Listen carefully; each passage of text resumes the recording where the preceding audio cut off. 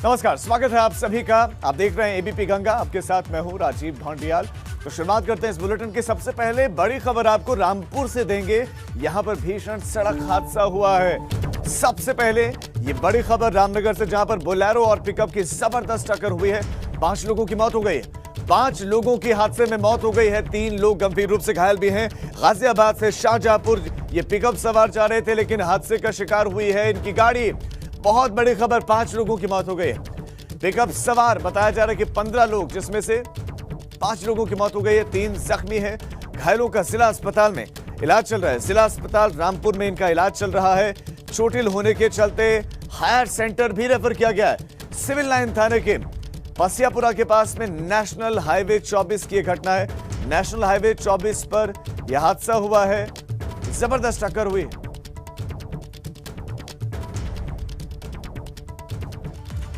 रामपुर की घटना आपने देखी है। सेतर उत्तर प्रदेश में 4 अलग अलग जगहों पर सड़क हादसों से कोहराम मचा।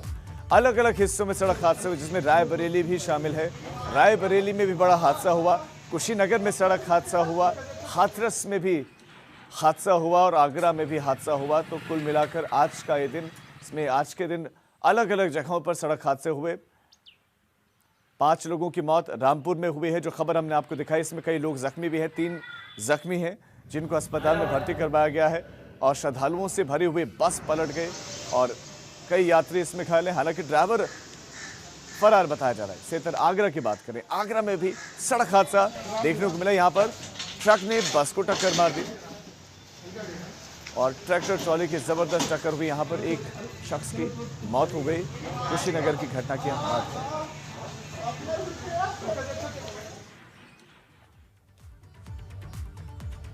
चले कुछ और खबरों का रुख करते हैं। यूपी समेत देश भर में तेजी से कोरोना का ग्राफ बढ़ रहा है। कोरोना फैल रहा है। बीते 24 घंटों में 46,951 नए मरीज मिले हैं कोरोना के। और एक दिन में 212 लोगों की 212 कोरोना संक्रमितों की मौत हुई है। यूपी समेत ये देश भर का आंकड़ा है। हर रोज देश में अब तेजी से कोरोना के आंकड़े बढ़ रहे हैं। यूपी में कई महीनों के बाद 24 घंटे में 496 केसेस मिले हैं। और देश का आंकड़ा अगर देखें तो देश का आंकड़ा एक बार फिर से अब 40,000 के पार संख्या, जहां संख्या बेहद नीचे आ गई थी, 10,000 से भी कम आ गई थी। और अब एक दिन में 24 घंटे में 46,000 से ज्यादा केसेस, अब 46,951, यानी कि आप 47,000 के करीब कह सकते हैं ये केसेस आए हैं। जबकि 212 लोगों ने कोरोना की वजह से दम तोड़ दिया और इसे कोरोना की सेकेंड वेव कहा जा रहा है, जो पहली वेव से ज्यादा खतरनाक बताए जा रहे हैं। अब एकाएक मामलों में उछाल, और मामलों में उछाल के बाद कुछ वक्त पहले प्रधानमंत्री ने मुख्यमंत्रियों के साथ संवाद भी किया था, उनसे जाना था, उचित दिशा निर्देश दिए थे। लेकिन इस बीच में जिन राज्यों से सबसे ज्यादा केसेस आ रहे हैं, उसमें यहां भी महाराष्ट्र सबसे आगे है। और पंजाब की बात करें, यहां पर भी कोरोना के केसेस लगातार सामने आ रहे हैं। तो उत्तर प्रदेश में 496 केसेस आए हैं। हालांकि देश के दूसरे राज्यों को देखा जाए तो उनकी तुलना में तो कम केसेस हैं, लेकिन केसेस हैं। लखनऊ से सबसे ज्यादा केसेस उत्तर प्रदेश की बात करें तो सामने आ रहे हैं। और वैक्सीन आने के बाद से लापरवाही बढ़ गई है। लापरवाही बढ़ गई है तो केसेस बढ़ गए हैं। अब देखिए कहां से कितने केसेस आए हैं। महाराष्ट्र की बात करें, नागपुर से सबसे ज्यादा 25,861, फिर मुंबई में 18,850, तो 37,384 केसेस पुणे से आए हैं। ये तीनों शहरों में सबसे ज्यादा पुणे से केसेस आए हैं। सबसे ज्यादा केसेस इन शहरों से, 10,000 से ज्यादा केस वाले ये शहर हैं, इनका आंकड़ा है। और ये 3, नागपुर, मुंबई, पुणे, ये आप देख रहे हैं। सबसे ज्यादा केसेस महाराष्ट्र से ही आ रहे हैं। जितने केसेस, जो 46,000 से ज्यादा केसेस हैं, इसमें से ज्यादा केसेस महाराष्ट्र से सामने आ रहे हैं। 212 लोगों की मौत भी हो गई है। और कई महीनों के बाद ये स्थिति अब है कि ये केसेस इतने तेज हो गए, जबकि वैक्सीन आ गई।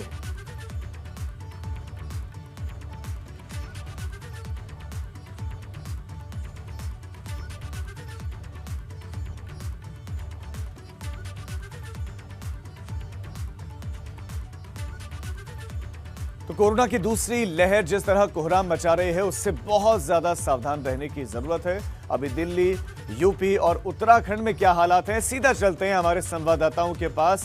जो कि नजर बनाए हुए हैं। लखनऊ से अनुभव शुक्ला हमारे संवाददाता हमारे साथ जुड़ गए हैं, जो पूरे यूपी का हाल बताएंगे। इसके साथ साथ हमारे संवाददाता हमारे साथ पंकज राणा जुड़ गए हैं हरिद्वार से। सबसे पहले मैं अनुभव आपके पास आना चाहता हूं। 496 केसेस उत्तर प्रदेश से, वो भी तब जब वैक्सीन आ गए हैं और अब एकाएक केसेस में उछाल। क्या इसको लेकर किसी तरह की कोई बैठक अभी हुई है कि अब केसेस आगे ना बढ़ें?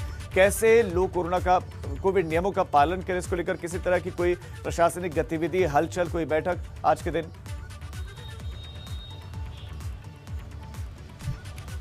देखिए, जिस तरीके से कोरोना के ये मामले बढ़े हैं, कहीं ना कहीं सरकार की भी चिंता बढ़ी हुई है, क्योंकि अभी 15 दिन पहले तक उत्तर प्रदेश में जो एक्टिव केसेस थे वो 1600 के आसपास पहुंच गए थे, लेकिन अब इनकी संख्या 3000 से भी ज़्यादा हो गई है। और अगर बीते 24 घंटे की बात करें तो 496 मामले तो पूरे प्रदेश में सामने आए हैं। लखनऊ में सबसे ज़्यादा मामले सामने आए हैं, वो है 141 मामले, जहाँ की 10 दिन पहले तक मामले 10 थे, 12 थे, 20 थे, लेकिन अब इतने मामले सामने आ रहे हैं। हम पुराने लखनऊ में मौजूद हैं और यहाँ अगर हम आपको चौराहे की तस्वीर दिखाएं तो आपको लोग दिखाई देंगे। ऐसा है कि कुछ लोगों ने तो मास्क पहना हुआ है, लेकिन बहुत से लोग ऐसे भी हमें दिख रहे हैं जो पूरी तरह से लापरवाह बने हुए हैं, जिन्होंने मास्क नहीं लगाया है, जो बिना मास्क के घूम रहे हैं। अब आप इस पे देखिए, चलाने वाले ने भी नहीं पहना है, सवारी ने भी नहीं पहना है, इसी तरीके से इसमें तो किसी ने नहीं पहना है। तो ये कहीं ना कहीं सीधा सीधा लापरवाही को दिखाता है आने जाने वाले। हालांकि ज़्यादातर लोग हम ये कह सकते हैं कि हमें दिखाई दे रहे हैं, लेकिन फिर भी कुछ लोगों ने मास्क पहना है, लेकिन देखिए ना मुंह पर है ना नाक पर है। तमाम सारे लोग हैं जो लापरवाही कर रहे हैं। ऐसे ही एक और शख्स, इधर आइए, आप इधर आइए, आपने भी मास्क नहीं पहना है। देखिए, आप लगाने से क्या मतलब है? देखिए, इस तरह की लापरवाही लोग करते हैं, मास्क लगाते नहीं है, जब हम पहुंचते हैं तो वो मास्क लगाने लगते हैं, और यही बड़ी लापरवाही। हालांकि कुछ लोग हैं जिन्होंने मास्क, आपने भी मास्क पहना, आपने भी मास्क पहना, लेकिन कुछ लोग हैं जी के अंदर जो खुद के स्टाफ हैं वो भी नहीं पहने हुए हैं। लापरवाही। बल्कि लखनऊ का सबसे बड़ा हॉस्पिटल है, वहाँ पे भी लापरवाही। लैट्रिनों के अंदर बहुत है। आपने भी मास्क पहना, लेकिन आपने मास्क नहीं कि कोरोना। मास्क अभी पहनना चाहिए ना। मास्क अगर आप नहीं पहनेंगे तो आप अपने लिए खतरा पैदा करेंगे, दूसरे के लिए भी। मास्क आपने पहना नहीं, मास्क है आपके पास, मास्क पहनिए।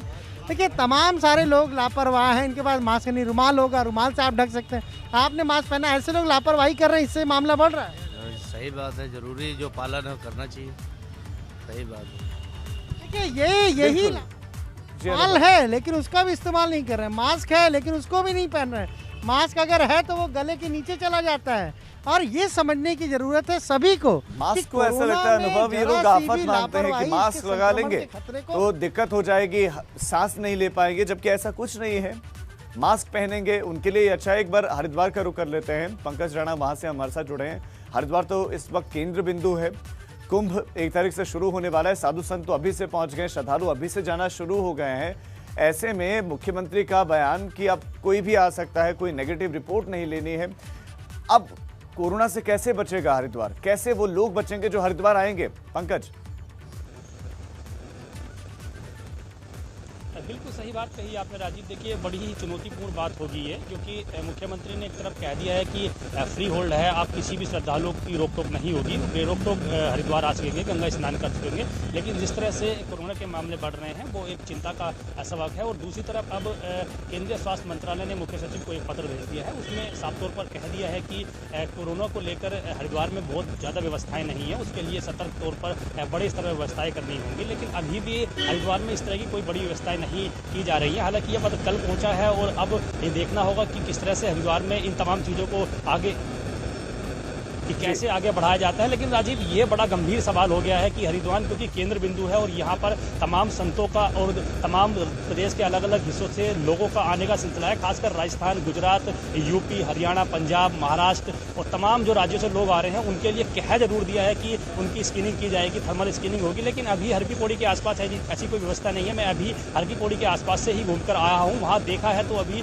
स्वास्थ्य विभाग की जो टीमें हैं वो अभी नहीं पहुंची है। 12 बजे वो टीम आती है, 12 बजे से स्कैनिंग शुरू होती है और वो 4 बजे तक करती है। फिर PDF फाइल बनती है, फिर स्वास्थ्य विभाग को भेजी जाती है, सैंपल लिए जाते हैं, फिर भेजे जाते हैं। तो ये बहुत बड़ी व्यवस्थाएं नहीं है। शासन को इससे पहले की व्यवस्था करनी होगी ताकि 8 बजे यहाँ टीम बहुत ज्यादा आवश्यक है। जिस तरह से केसेस बढ़ रहे हैं उससे बहुत आवश्यक लग रहा है। बिल्कुल पंकज, हमारे संवाददाता अविनाश हमारे साथ दिल्ली से जुड़ गए हैं। अविनाश, दिल्ली का आलम तो आप बताइए दर्शकों को, साथ साथ आप बताइए कि क्या दिल्ली में किसी तरह की कोई बड़ी बैठक कोविड को लेकर दूसरे राज्यों के साथ संवाद स्थापित करने के क्या प्रयास दिल्ली से लगातार हो रहे हैं कोविड को लेकर? देखिए राजीव, अगर बात करें तो दिल्ली में भी लगातार केसेस बढ़ रहे हैं। कल की अगर बात करें तो बीते 24 घंटे में 823 नए मामले आए थे, जो कि पिछले जनवरी के बाद अगर बात करें तो सबसे ज़्यादा राइज देखा गया है। लेकिन वहीं अगर बात करें तो जो केंद्रीय स्वास्थ्य मंत्रालय है वो लगातार तमाम जगहों पर अपनी टीम भेज रहा है जहाँ पर कोरोना संक्रमण काफ़ी तेज़ी से फैल रहा है। चाहे बात करें वो चाहे जो भी इलाके हो, खासतौर से अगर बात करें तो भी उत्तराखंड भी होकर केंद्रीय स्वास्थ्य टीम आई थी और इसी के बाद केंद्रीय स्वास्थ्य सचिव ने कल उत्तराखंड के मुख्य सचिव को खत लिखा और ये तक उस खत में कह दिया कि जो लापरवाही देखी गई है वो बर्दाश्त के काबिल नहीं, क्योंकि रोजाना 10 से 12 साधु ऐसे आ रहे हैं जो वहाँ पे कोरोना पॉजिटिव रह रहे हैं और टेस्टिंग की जो वहाँ पे सुविधाएं हैं वो काफ़ी कम देखने को मिल रही है। तो इसको लेकर स्वास्थ्य मंत्रालय ने साफ तौर पे चेतावनी दी है उत्तराखंड सरकार को। वहीं अगर बात करें तो लगातार स्वास्थ्य मंत्रालय निगरानी रख रहा है, जहाँ पर भी एक खास इलाके से केसेस बढ़ रहे हैं वहाँ पर तत्काल अपनी टीम भेजी जा रही है और जो SOPs है केंद्र सरकार की उसको लागू करवाने के लिए केंद्र सरकार लगातार तमाम सारे राज्यों को खत भी लिख रहा है। अगर बात करें तो पिछले शुक्रवार को ही केंद्रीय गृह सचिव अजय भल्ला ने तमाम सारे राज्यों के मुख्य सचिव को खत लिखा है और ये अपील की है कि जितने भी कोरोना के प्रोटोकॉल हैं उसको पालन कराया जाए, लोग मास्क लगा कर निकले, सैनिटाइज करें अपने आप को, ये सुनिश्चित किया जाए। तो केंद्र सरकार भी अपनी ओर से पूरी कोशिश कर रही है कि जो तमाम सारे राज्य हैं वो कोरोना की गाइडलाइन का पालन करें और वहां पर जो भी एहतियात है। अविनाश, आपका, पंकज आपका, अनुभव आपका, बहुत शुक्रिया इस तमाम जानकारी के लिए। तो ऐसे में आप प्रशासन की सख्ती का इंतजार न करें, ये आपकी नैतिक जिम्मेदारी बनती है और ये वक्त वो है कि जब आप किसी और को न देखकर खुद की तरफ देखें और कोविड गाइडलाइंस, कोविड के जो जो नियम बने हैं जिससे आप बच सकते हैं, पूरा समाज बच सकता है, उनको अपनाएं। आज 22 मार्च है, आज से ठीक 1 साल पहले प्रधानमंत्री नरेंद्र मोदी की अपील पर देश में जनता कर्फ्यू लगा था, जिसे लॉकडाउन के ट्रायल के तौर पर देखा गया। ट्रायल सफल रहा और 25 मार्च से देश के बढ़ते कोरोना आंकड़ों के बीच में देश में लॉकडाउन लगना शुरू हुआ। कोरोना फिर भी बढ़ता रहा, फिर शुरू हुआ अनलॉक का दौर और इन सब के बीच कोरोना बढ़ता चला गया। सितंबर तक ये रफ्तार बढ़ती रही और अब लापरवाही की वजह से कोरोना के मामले फिर से बढ़ रहे हैं। 46,000 से ज्यादा केसेस सामने आए हैं। 1 साल हो गया जनता कर्फ्यू को। जनता का पूरा सपोर्ट, पूरा समर्थन मिला। प्रधानमंत्री के आह्वान पर पूरा देश एकजुट कोरोना को हराने के लिए। लेकिन जहां रफ्तार कम हो गई थी एक वक्त कोरोना की, अब वो रफ्तार फिर से बढ़ रही है। ये चिंता वाली बात है। हरिद्वार कुंभ में अब कोरोना की जांच 4 गुना तक बढ़ाई जाएगी और इसकी वजह है केंद्रीय स्वास्थ्य सचिव का पत्र जो उन्होंने उत्तराखंड के मुख्य सचिव को लिखा है। पत्र में केंद्र ने कुंभ में कोरोना के संक्रमण को लेकर चिंता जताई थी, जिसके बाद अब स्वास्थ्य विभाग हरकत में आया है।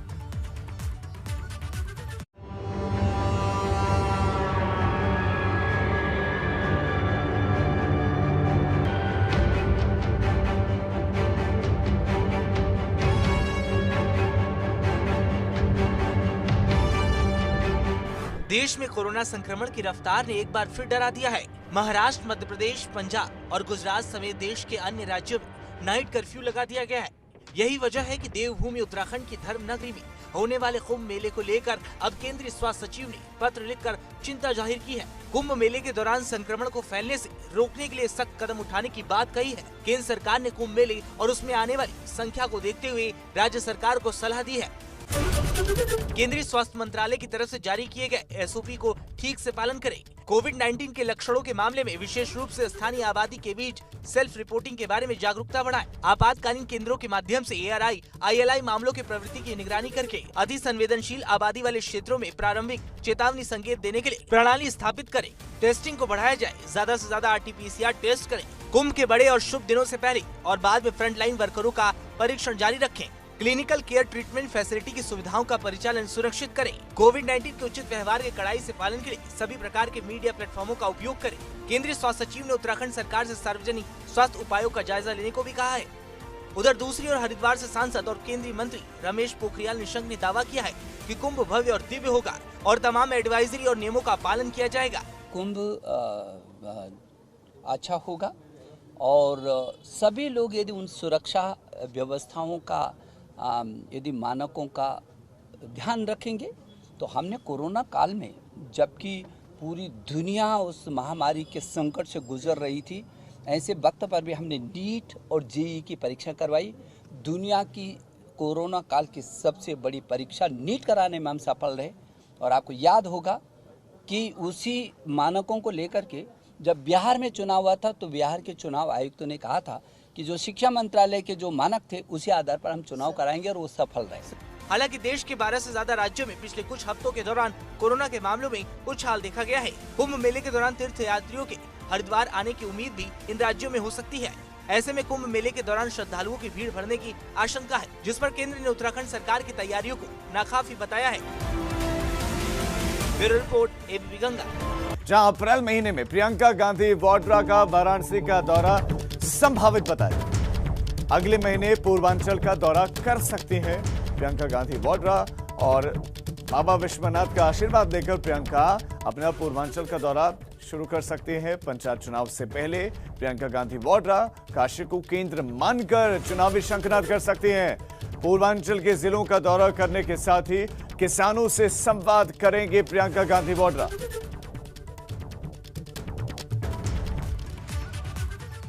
हाथरस गैंगरेप केस को लेकर एक बार फिर से मायावती ने ट्वीट किया है और पीड़ित परिवार को न्याय पाने में दिक्कत हो रही है, यह मायावती ने लिखा है। ट्वीट किया है मायावती ने और कहा कि पीड़ित परिवार को न्याय पाने में दिक्कत, कोर्ट में दिए नए तथ्य से सरकार सवालों में है। वो ट्वीट हम आपको अब दिखाने जा रहे हैं जो मायावती ने किया है कि यूपी के अति दुखद व शर्मनाक हाथरस गैंगरेप के पीड़ित परिवार को जिन कठिनाइयों का लगातार सामना करना पड़ रहा है वो जगजाहिर है।